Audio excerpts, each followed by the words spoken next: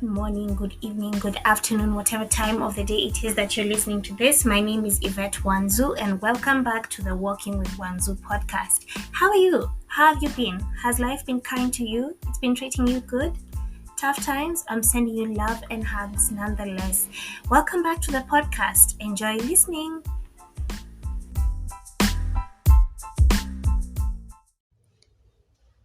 Hi guys, just before we get into the episode, I want to apologize for some of the background noise and interruptions that you will hear during this recording.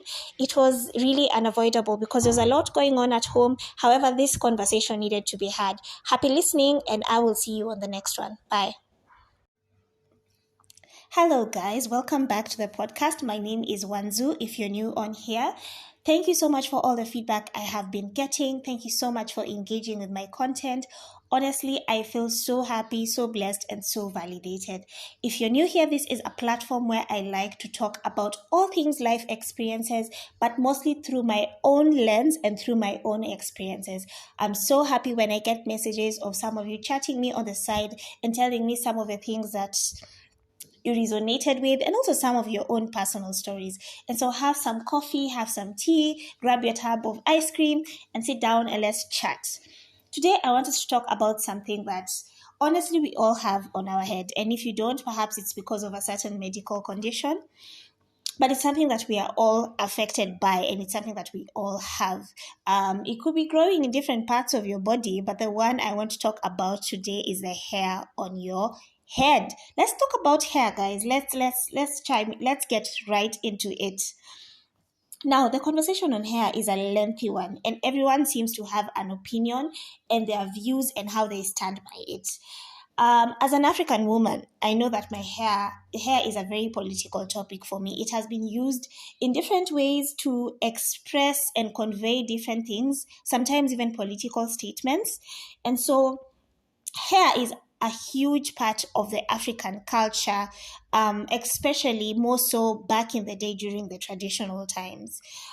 Um, Hair was used to portray different types of things. It was used to convey messages. It was used as a form of identity and description.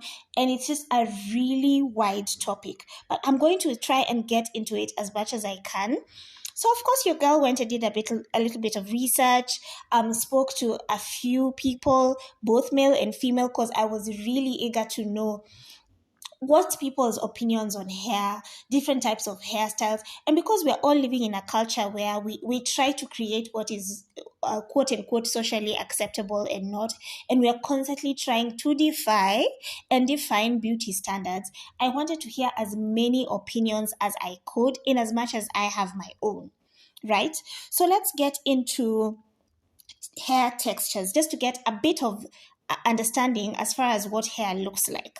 So there are different, the hair texture chart, unless it's been updated, but the hair texture chart from what I know ranges anywhere between 1 and 4C hair.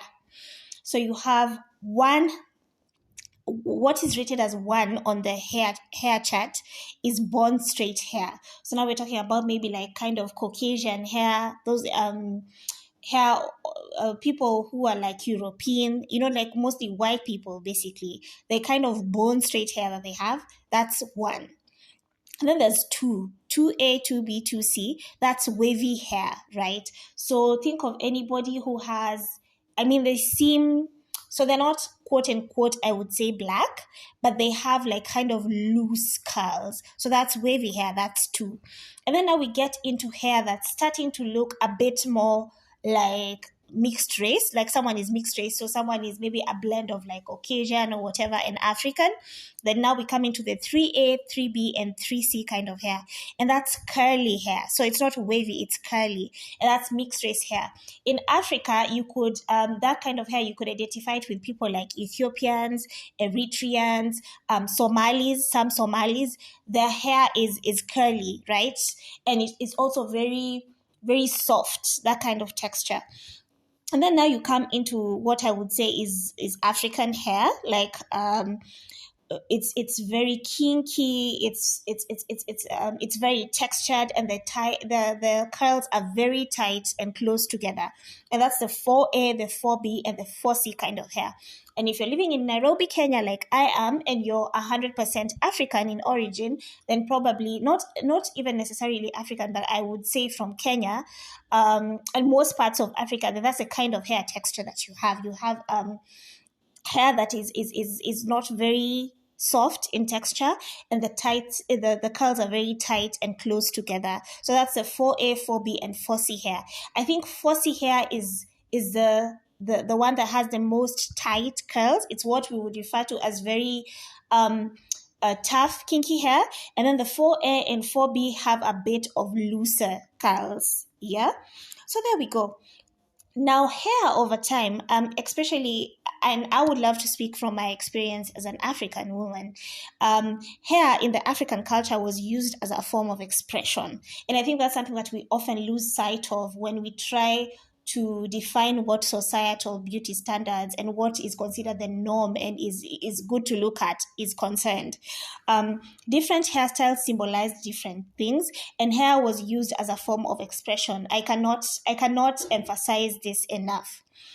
So back in the day, in the traditional African society, leaders and warriors used to wear their hair in different kind of styles for leaders to symbolize the amount of power that they held, for warriors to symbolize that they were going into war. And also just as a sign of bravery and a form of expression, really. So for the leaders, if you go back into ancient Egyptian times, Kemet, if I'm not wrong, and that's where dreadlocks are believed to have originated from. The Egyptian leaders there used to grow their hairs really long, especially the males, right? Because in ancient African history, of course, most of the leaders were predominantly male, yeah? Although Egyptians had female leaders as well, and so did other communities. And so the leaders there used to grow their hair very long. They had locks, and they would grow them very, very long. Some are even believed to have wrapped around their ankles. That's how long they grew their locks. And this would symbolize power. It would just symbolize the amount of power and dominance that you have. For the warriors, of course, they would make their hair in different hairstyles just to be able to ignite bravery and just give them a form of expression. And then also now, if we take it way, way a bit forward into slavery and the slave trade and everything that happened during that time, some of the slaves, especially the women, right, because they had beautiful, of course, hair, and they used to make their hairs in different ways. Slaves back in the day used to make their hairs to create roadmaps. Yeah, some of the hairstyles they had on their head, or some of the hairstyles that they made, mostly which incorporated cornrows. Mostly cornrows are what we like to call lines, for those of you who refer to it in a different name. And so the cornrows were made to signify different things. They were meant to send a message, maybe to show that we need to get ready to escape. Some were even made in very intricate details to be able to show the map that they would follow once they escaped and were trying to find their way to freedom. And that was how some of the slaves used hairstyles.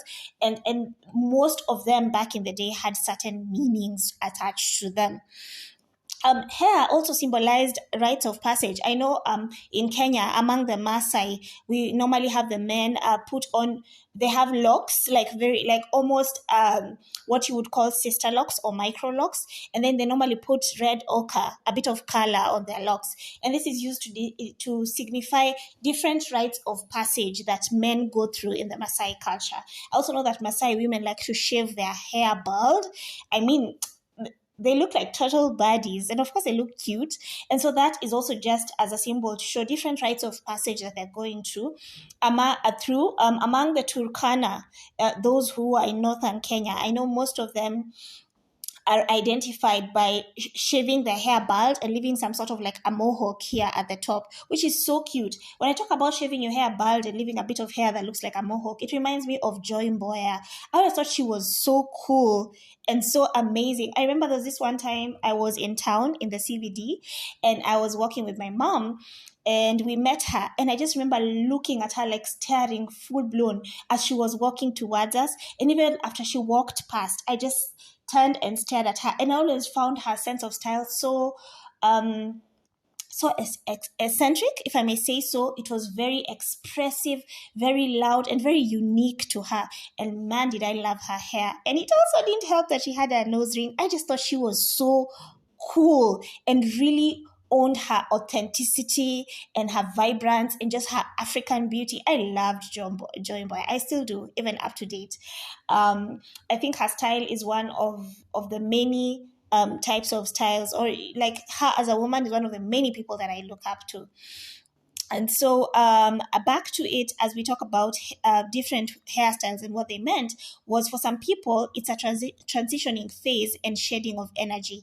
I was talking to someone as I was sharing about the hair conversation, and I was telling them that hair carries a lot of energy. And that's why for a lot of women, when they're going through different when they're transitioning through different phases of their life, whether it's mourning, whether it's like a divorce, whether most of the time it's not usually the most pleasant experience. Sometimes it is. Maybe they're just transitioning from a really bad job into a really good job, like very significant phases in their lives where they're transitioning. You'll find that most women shave off their hair and try to grow it anew. And that's because hair carries a lot of energy, and it's something that we have on us that doesn't shed off, right? It's not like your fingernails where you cut them every week or every 2 weeks, and this is your day, a weekly reminder to cut your nails. Okay, don't be walking around with open shoes and crusty ass nails. This is also your reminder to get a pedicure. And if the economy is not doing what it needs to do, then girl, get your own pedicure, scrub your feet. And if you're sitting there with your significant other, why don't you treat them to a pedicure today? Do something nice. Do something nice for your girl and for your man. Okay?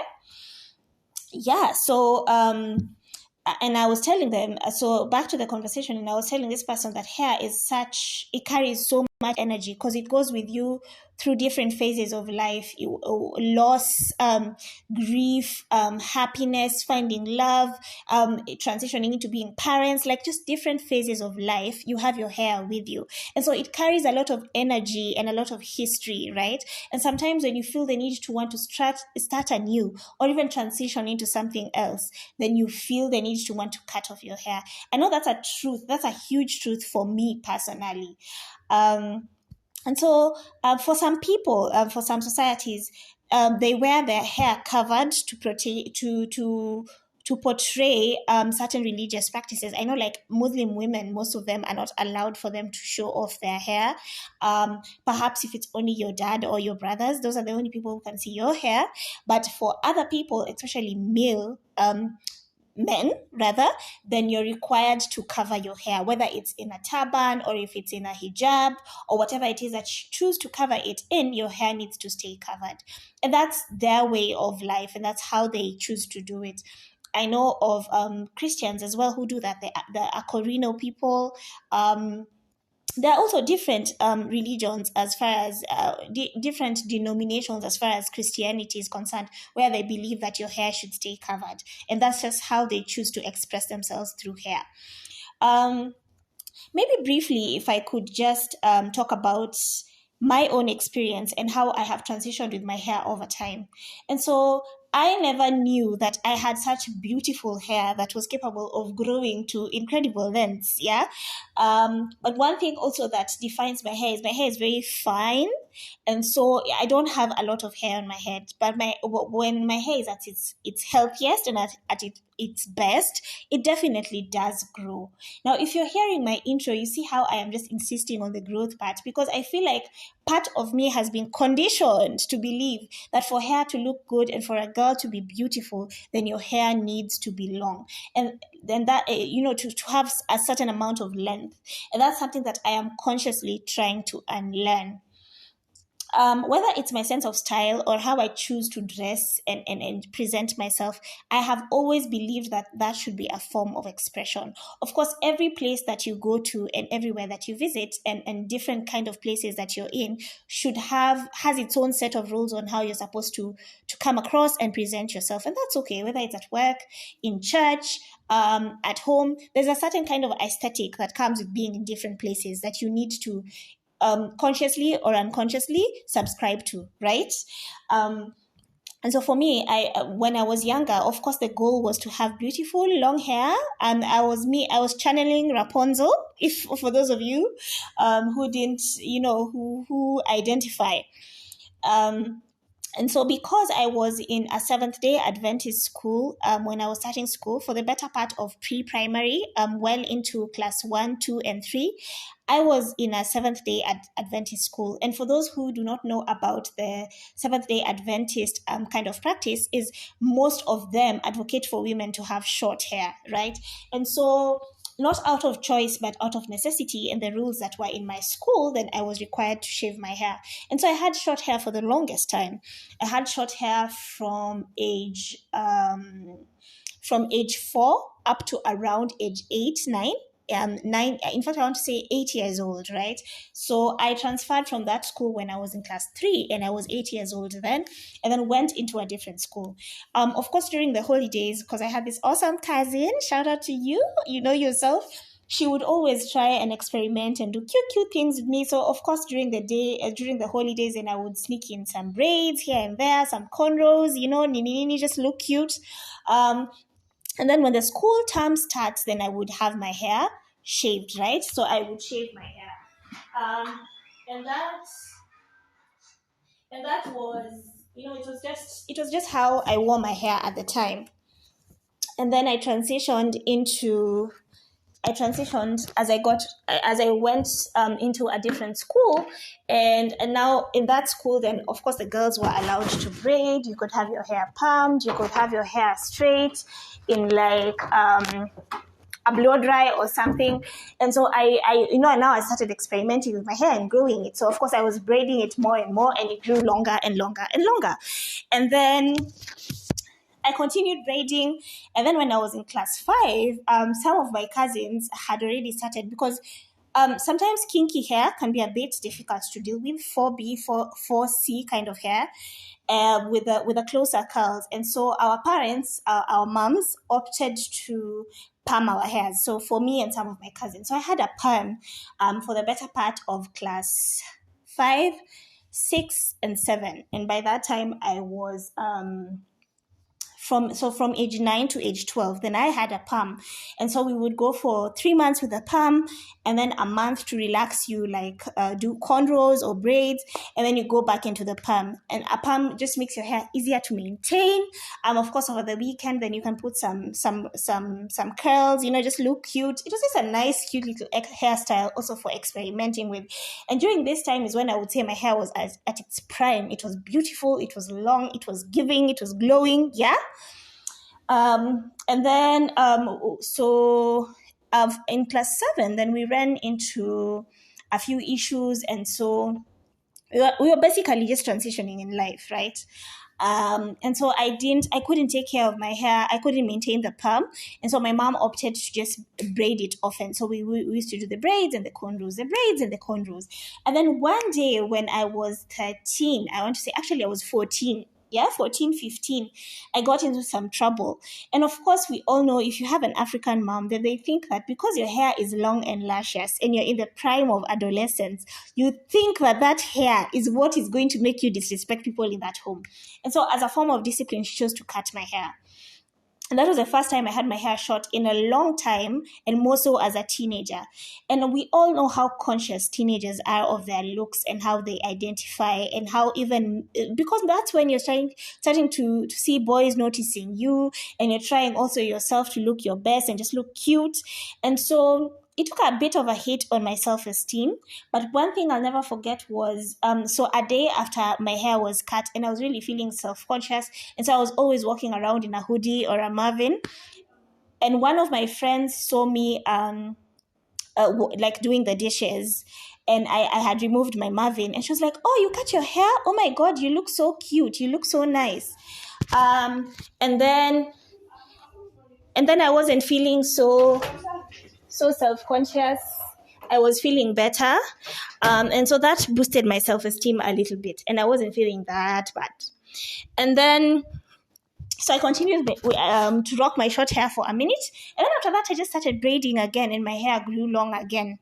And then the time where my hair was thriving the most was when I got expectant, right? And when I was expectant, my hair wasn't too long. It wasn't really short. It's like I was rocking a medium fro, right? And so that's when I started experimenting with like twists out. Sometimes I would slick my hair back with gel. And I think because of the hormones and everything that was going on, my hair was really thriving. Like I was looking really cute. My hair was all natural, but it was just, I had my edges. I could experiment, like I could do twist outs, and I had a full head of hair. I was just feeling really, really beautiful. And then after I had my baby, of course, I had postpartum hair loss, right? So I decided to do a mohawk, and I cut the better part of my hair, like 3/4 of my hair, and left hair just at the top in the middle. And then, so I would do different hairstyles with it. I would do braids. I would put like a weave. I would crochet it. I was really experimenting with it. And then when I was done with that, then I went and got a pixie cut. Now, a pixie cut, that was me channeling my inner Vivica Fox, me channeling my inner Halle Berry. And I was still looking cute because I know how to make hair. So I know how to finesse the different kind of hairstyles that I have to give me the kind of aesthetic that I want in that particular moment. So I continued with my pixie cut, and then I was over it because you know that you can only rock a pixie cut for so long, and pixie cuts are so high maintenance. So I started braiding again, and then when I started braiding again, I grew my hair long. And then after I grew my hair long, now I was in braids for a number of years, and that's well into my 20s. And then in 2020, during the pandemic, I was like, I need to try something new. So I started watching a lot of YouTube videos that talked about dreadlocks and how you can start your own locks and how you can grow them. And I have always wanted to grow locks at some point in my life. So my hair was natural at the time. And so I did twists and started transitioning into locks. And I did transition into locks, and my locks grew, and I retouched them for a couple of months. And then in 2020, was it? I want to say in 2020, or was it in 2021? Now I can't remember. The dates are really all jumbled up. I quit my job. So when I quit my job, one of my really close people moved countries, and so she went to study abroad. And it was just a season in my life where I was experiencing a lot of loss, but also a lot of transitioning, right? So I felt that I just wanted to shave my hair.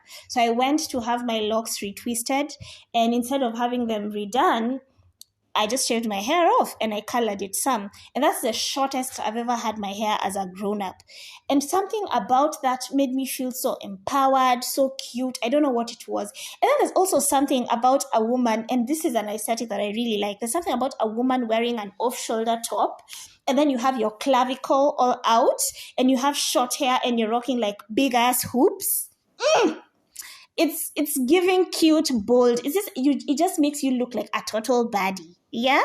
So I really loved that, and I rocked that for a while. But now I got into the hair business. So I was selling wigs and weaves, which I still do. If you need a plug, by the way, shameless plug. So I just to be able to also have my clients know that I'm selling good quality hair, then I started rocking the wigs and the weaves, and I really enjoyed that phase because I was experimenting with it. I was getting to know how to make hair and just make hair in different types of ways, and that was really, really fun doing. And then after that, I don't know what happened. I decided that I didn't want to do that anymore. So I got into this phase where I was rocking a lot of turbans, and I love turbans. Even up to now, you always find me rocking turbans. But I also knew that wigs and weaves were not my kind of thing, and I wanted locks. I really wanted locks. I feel like there's something about a woman having her hair in its most natural form, and then not just letting it thrive in that form. And for me, that was dreadlocks. So I went and got temporary locks installed and started transitioning my hair into locks. And that's where I'm at now at the moment. I love locks, to be honest. I love rocking my hair in its most natural state because it you know, rocking my hair in its most natural state is very convenient for me. Think of when you're working out with all that sweat, you don't have to worry about it. You can always just go under the shower and clean your hair. If you're swimming, and you don't want to, you don't have to worry about deep conditioning and doing all that. If you're making out with someone, you don't have to worry about holding your wig in place because it's going to fall and what's underneath is not cute. And that's just, and also with locks, it's like you get, especially temporary ones, you get to get the kind of length that you want, even as you transition. Because one thing about dreadlocks is the transitional phase up to when your dreadlocks mature can be quite tricky and very hard to work around. And so that has been my hair journey. Now, I want to swing into something that I know a lot of us now is where we want to get into the meat of the conversation. And that's what is socially acceptable and societal beauty standards. Now, for those of you who have your opinions, I just want to say that we all have different views as far as what is beautiful and what is acceptable to us is. But where we go wrong is where we try to impose those beliefs on other people. And I don't know about you, but because of the kind of pressure that is in now on Instagram and on TikTok and all these things that we see, especially on the interwebs, because the internet has a lot of things and has all these ideas and notions, and with trends coming in and out every now and then, we all want to push certain narratives as far as what is socially acceptable is and what socially acceptable beauty standards are. And I've always seen like now women are rocking their cute wigs. They've learned how to lay them. And if you're not observant enough, you'd think that's, it's like straight bone hair growing on an African babe. And it looks good. And if that's the aesthetic that you're going for, and if that's what you're feeling at the moment, then more power to you, you do that. Then, of course, there's the natural hair movement where the women are coming out with their froze, they're coming out with their twist outs, they're doing the hair in different kind of ponytails and all of that, and I love to see that. And then there's the women who just prefer their hair short. So there's short where you have the pixie cut, where you look like Halle Berry, where you look like Vivica Fox, where you're channeling Nia Long back in the day. And then there's the babes who love their braids now. So you're giving poetic justice like Janet Jackson back in the day. Just cute looking braids, whether it's box braids, whether it's twists. Then there are women who just want to go full on bald, like Amber, what was her name? I don't know why I'm forgetting her name. There's Amber Rose, right? That's Wiz Khalifa's partner back in the day. So there are people who like to channel such kind of hair. And honestly, I really, really admire, because I feel like to be bald, like there's a certain kind of head shape that you need to have. There's a way I don't know what to call it in English, your kisogo, right? There's a way your hair needs to be shaped, almost like, and this is not to be offensive to anyone, I find this so attractive, incredibly attractive. It's like an egg-shaped kind of head. And there's a way it just looks when you're bald. It's giving. Because when you're bald like that and then you put like some kind of color, I don't know, like blonde or whatever, it looks so cute. It looks beautiful. And for me, I really find that there's a certain kind of freedom that comes with just having short hair. And whatever it is that even prompted me to kind of do this episode is I really wanted to... And so what is really sparking this hair conversation for me is because I'm in a phase where I feel like I am transitioning again. And I feel like transition for me normally goes into a 2-year period. So life will be in a certain type of way for 2 years, and then a different type of way for another 2 years, and then a different type of way for another 2 years. And I am in a space where, of course, I recently turned 30. I cannot say that enough on this podcast. I'm so excited to be on the 3rd floor. But I'm also just in a space where I don't have time to do things that don't serve me. I don't have time to not dwell and move and live in my authenticity, right? So I'm in a space where I want to do just that and thrive while I'm at it, because there's a certain kind of liberation and truth that comes with just living in your own authentic truth. And the truth is, because of how I have manipulated my hair over time and just done so many things on it, it has been colored, it has had so many things done on it. It's currently not at its best state, certainly not at its healthiest. And I recently even had a conversation with my loctician, and they were telling me, you know what, I feel like your strands are very fine, which is something that I know. I have very fine hair with very fine strands. And so he was telling me, for the size of the locks that we went for, I feel like they're weighing your hair down. And that's why your hair is not thriving at the moment. So perhaps we could consider transitioning you into smaller locks. And this is something that I knew. But despite knowing it, I was still here insisting that I wanted the thicker locks.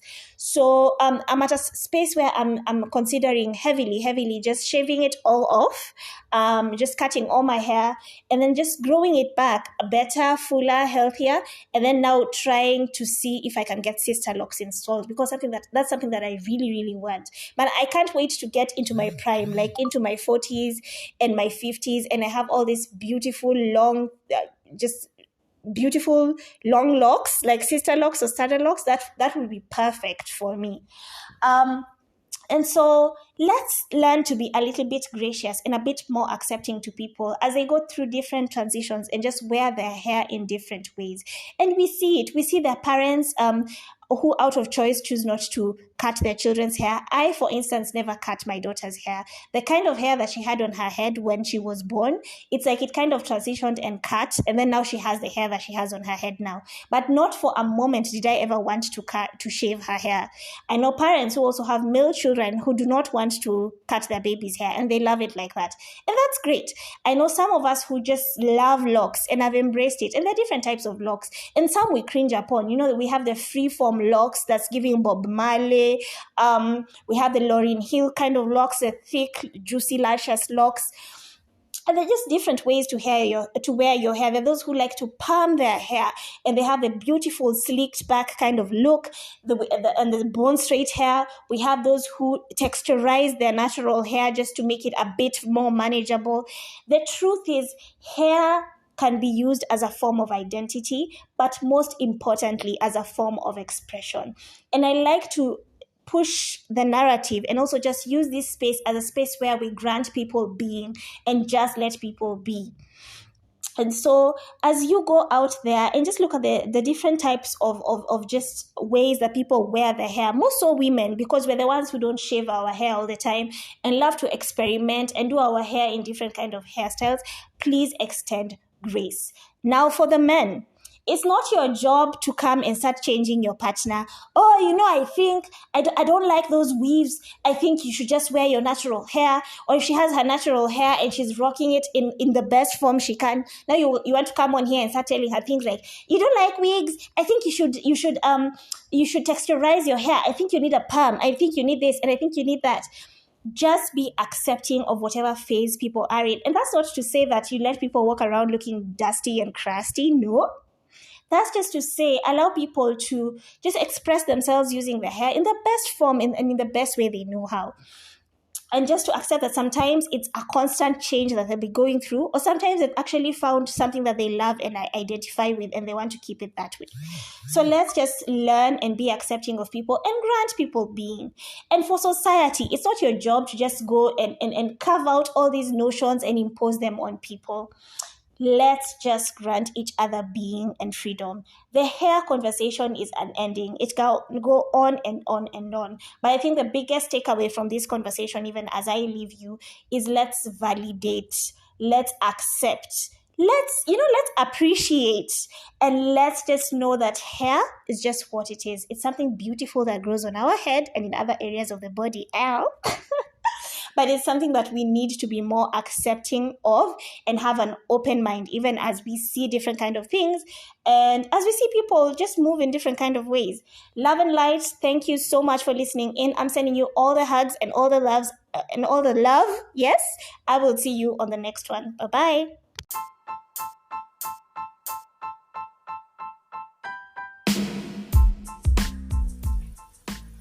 Thank you so much for listening to today's episode and being part of my journey. I would love to hear from you. Find me on Instagram at Yvette Wanzu. Find me on Gmail at tewanzu@gmail.com. Feel free to write to me so that we can interact and get to know each other a little bit better. Thank you so much for being part of my journey and for walking with me and doing this thing called life with me. See, we just do life together. Ama, have a good one. Sending you love and light, and I will see you on the next one. Bye.